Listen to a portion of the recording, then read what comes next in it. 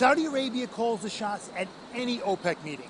This time around, they face sanctions on Iran, domestic unrest, a U.S. election, and a world economy that's teetering on the brink. The Saudis, more than anyone, can control the price of oil around the world by raising and lowering production.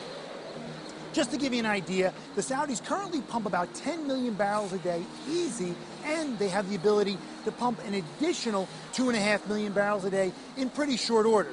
So what are the Saudis thinking? It's complicated. Let's start with the reasons they opened the tap. Number one, the Saudis hate Iran. Currently, the EU sanctions are going to go into effect at the beginning of July, and Iran produces a little over 2 million barrels a day for export. 18% of that goes to the EU, so that's going to come off the market.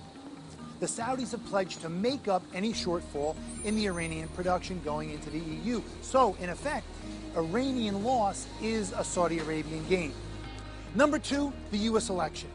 The Obama administration has placed pressure on Saudi Arabia to keep production high and lower oil prices. That keeps gas prices low.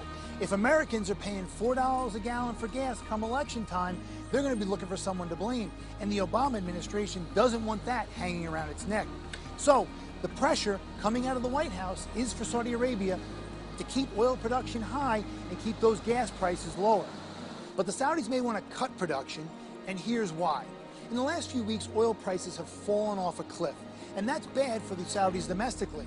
When the Arab Spring took off last year, the Saudi government tried to quell unrest by offering government jobs, social programs, and subsidies, all paid for by oil revenue.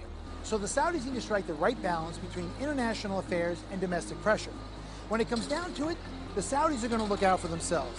I think we'll see the Saudis dial back production in order to keep oil prices from falling any further and to give a little bit of support to prices moving forward. But don't expect them to tip their hand at the OPEC meeting.